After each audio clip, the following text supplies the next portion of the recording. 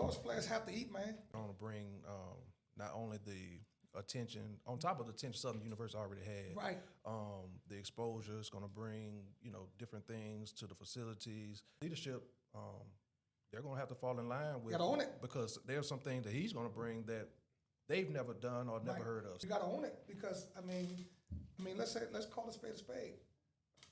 Those players have to eat, man. Yeah. Yeah, absolutely. The nutrition. That's the reality. It has to be invested in. The strength and conditioning component. We can't just say, let's just go in the weight room. Right. These guys are, man, I looked at Prairie View kids, Alabama State kids, when they came, they were long and lean.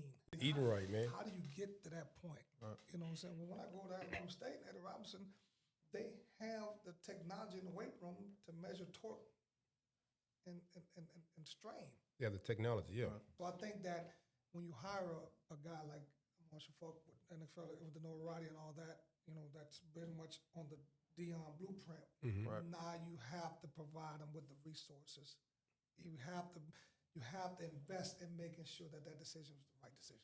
More so than that is, how do we prepare our guys when they leave us to be able to function in the collegiate program? These guys know how to take notes in meetings. Do they know the power of punctuality? That's good. Do they know how to be early, and be prepared, be dressed accordingly, and all those things. So when they leave us, that transition shouldn't be as big. They should be able to roll in and be like, well, I'm used to this. Yeah. I'm used to keeping the locker room clean. I'm used to making sure that the weights are racked appropriately and those things like that, because those things to me help you win games. Oh, absolutely. Little things. The little things Little that, things. you can have a superstar kid who just don't give a darn. But he's going to be sloppy on Late. 3rd and 1. Absolutely. He's going, but, if we do those things, if we educate the parents, if we educate the kids, if we educate on, on opportunities and all that, then, we have a